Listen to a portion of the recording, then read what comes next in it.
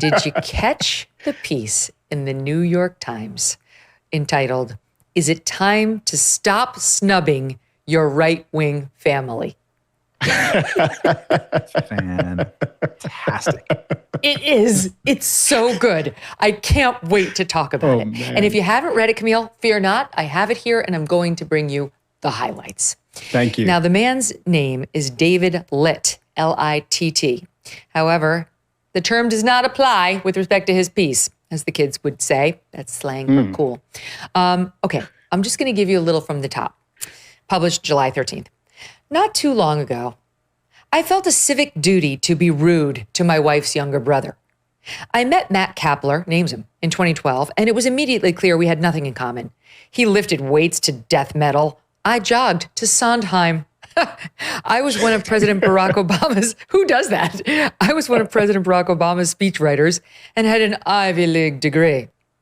He was a huge Joe Rogan fan and went on to get his electrician's license. Can you imagine? It's basically like, what a rube, unlike me. My early memories of Matt are hazy. I was mostly trying to impress his parents. Still, we got along, chatting amiably on holidays and family events.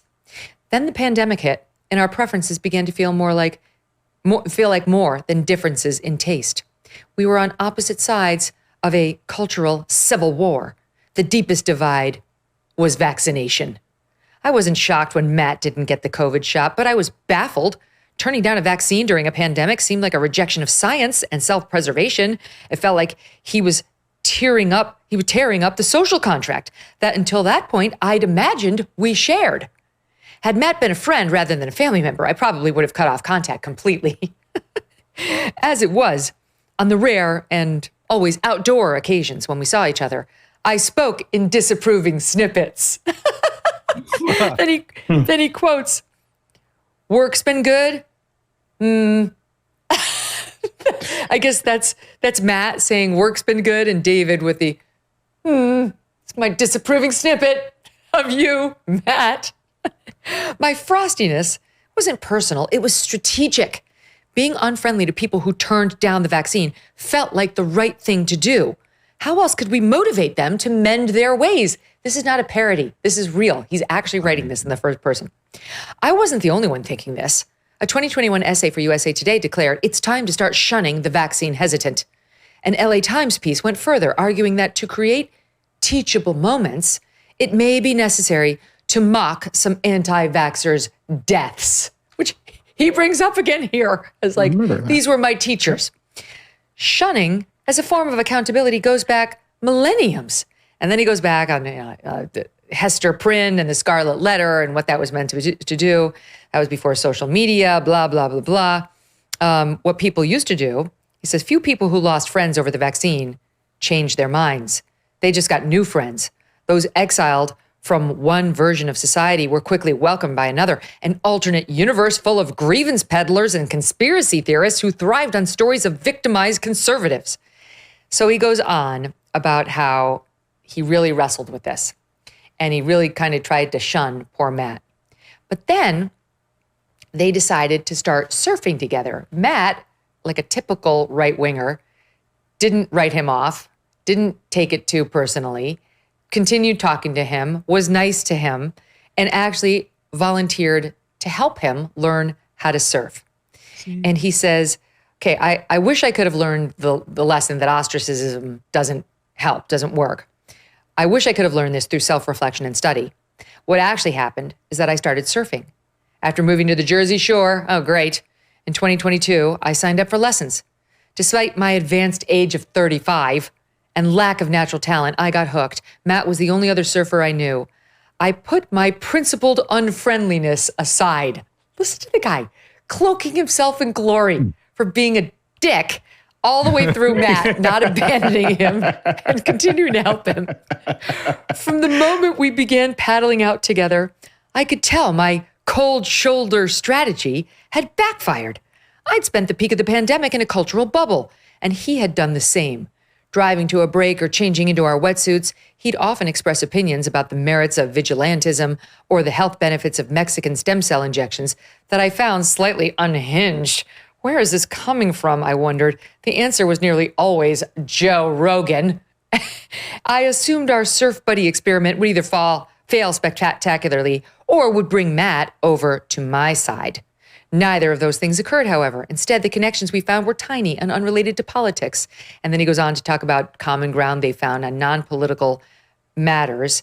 And he forgave Matt for being a crazy Joe Rogan fan and started to rethink his decision to completely ostracize Matt from his life.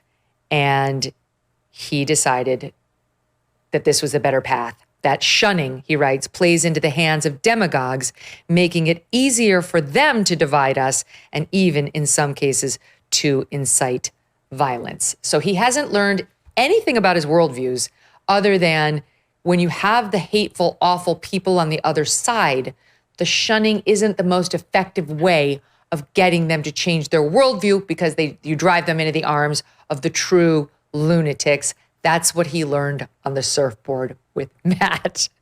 There's so much in here. I'll start with you, Matt Welch. Since you're a Matt and you read the piece, your thoughts on it. There are so many aspects of that make me want to both punch the window that I'm looking through right now and also just laugh myself to death because the lack of self-awareness is so fantastic. But there are public policy aspects of this that are worth thinking about. End of 2021, we were just talking about when Francis Collins was in office. The president of the United States was calling this the pandemic of the unvaccinated. Mm-hmm. That sense of absolutely divisive and accusatory. You're not doing what we want you to do, and so therefore your death is your fault. That was widespread in mainstream media and mainstream Democratic discourse and in Democratic governance during the Biden administration, and it was sick. Joe Biden accused Ron DeSantis and all these governors who were not doing exactly what he wanted to do in terms of like schools and other aspects. He was accusing them of playing with kids' lives. Remember, I wrote about all this stuff in real time. Like, you're accusing a governor of a state during a pandemic of being more interested in politics than his own children in his family, because DeSantis has a bunch of kids, and his children in the state living or dying. That is so warped. I mean, it's a terrible place to be as a human being. Like, maybe I shouldn't ostracize people. Like my principled unfriendliness. Like, dude, you need to touch a lot and maybe even some weed while you're touching grass. Dude, it's like go somewhere, smoke out a lot, touch it and smoke it. And figure out why you've become a monster, because you kind of have, just as an interpersonal way of going through things. But also, these theater kids held power. He still has the power to get. Matt isn't out there writing in the New York Times op-ed page thinking about reconsidering. And let's be honest, this wouldn't have been published if Kamala Harris would have won, because he wouldn't be going through the same levels of introspection. Same reason Gavin Newsom wouldn't be going on bro podcasts now if Kamala Harris would have won. Now suddenly the New York Times is like, oh, maybe we should, I don't know, profile Andrew Schultz or something. Like there's a palpable difference. Like maybe we can't just pretend like half of the country is irredeemable bigots that we should just sort of shun their way into modifying their behavior. It's a whole. I guess CBS's McFarland didn't get the memo. No, it didn't. I mean, the Times was still going after Schultz in that piece as well, where they were profiling him. Look, I wholeheartedly agree with everything that you all have said about this situation. I mean, especially like the notion of casting you just deliberately being an asshole to everyone in this self-serving way is just so obnoxious. It's nearly beyond belief, except we've all lived this. We've watched this happen. We know people who have done this themselves. And I will say, you know, for my part, I've had weird politics. It is always the case, long before COVID, that we would be in circumstances where people would meet me, discover something that I think, like, I don't know, the Department of Education should be completely shuttered, and think, what a monster you are. I can't even talk to you. And I think for people like us, we've long had this, given that experience, you have to be pretty generous to people, even when you have a severe disagreement, and looking for those areas of common ground and trying to persuade people on the basis of the things that we have in common, as opposed to trying to castigate everyone who is imagined to be somewhat different from you or diverges from accepted opinion on something.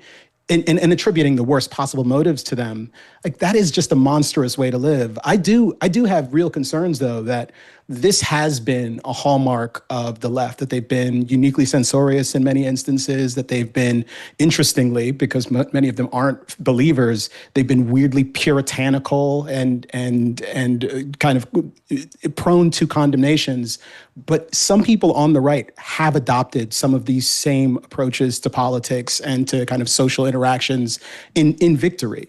And I'm someone who, in that summer of 2021, I remember, and we were talking around that time, Megyn, and some periods after as well, I got published 2 pieces within the space of a couple of months and found myself at the center of like a hate storm. Like the first was in June, where I was skeptical of the critical race theory bans. Not critical race theory itself. I have nothing but contempt for those ideas, but I didn't think the bans were a good idea. And I said so in a public place, and a lot of conservatives got openly and secretly angry with me. And a couple of weeks later, I remember that debate. I was down here at the shore when we had it. Yeah. And a couple of weeks later, I published this story about Amy Cooper, the Central Park Karen, quote unquote. That was amazing. And people on the left were not impressed with it. And it was the same exact thing in the other direction. And there was never really an interest in, maybe we should have a conversation. Perhaps Kmele is an honest broker, and the fact that he manages to piss off people on both sides has something to do with the fact that he's just trying to get at the truth. We don't seem to have an appetite for that. And my Joe Rogan bro who surfs, who's still cool enough with you to invite you out to surf, despite the fact that you've been strategically and deliberately an asshole to him systematically for years, he deserves a medal, and you desperately, desperately, desperately need to touch grass, as has already been said, and think carefully about the kind of person you want to be. Just be better, motherfucker. Come on. Because be better, motherfucker. Like he's putting all those things in there to win him plaudits from the left wingers. He assumes correctly are reading the Times, right? Like, I was a complete douche to him. Let me reassure you. At every turn, I treated him like absolute shit. Let me reenact the dialogue. Is work going okay? Like, oh my, I mean, I think we've also determined that David is a gay man. No, he's not, because I think it's a sister-in-law, but he's certainly acting a little on the edge. Anyway, he's doing it because he wants snaps, right? He wants snaps from the Times readers. That's why and what does he think is going to get him snaps? Being a complete asshole to someone he loves, someone who's in his family, someone who's been nothing but nice to him. And none of that matters. All that matters is he didn't get the COVID jab, people. He watches Joe Rogan, so we have to hate him. I mean, truly, even his on-paper indictment of the guy doesn't go beyond that. Like, what? Yes. Where is Matt's terrible sin? You didn't even say that, like, he listens to Tucker Carlson. Like, Joe Rogan, he's kind of middle of the road. Like, what do you mean? Anyway, I just think it's such an amazing window, right, into how the left is. Since President Trump was sworn in, his administration has made enormous progress at a breakneck pace. But don't forget, while they're moving mountains for the good of the nation, you've got your own personal savings to worry about. And one of the best ways to look after your savings is through diversification, particularly with gold, like from Birch Gold Group. In the past 12 months, the value of gold has increased by 40%. OMG. Central banks continue to bolster demand for gold by buying in record quantities. Global instability and tension is high, and Birch Gold makes owning physical gold extremely easy. Easily convert an existing IRA or 401k into a tax-sheltered IRA in physical gold, or buy some to store in your home safe. Just text MK to the number 989898, and Birch Gold will send you a free info kit on gold. There's no obligation, just useful information. With an A+ rating from the Better Business Bureau and tens of thousands of happy customers, take control of your savings today. Text MK to the number 989898. Thanks so much for watching. If you like what you just saw, hit the subscribe button for more clips and full episodes.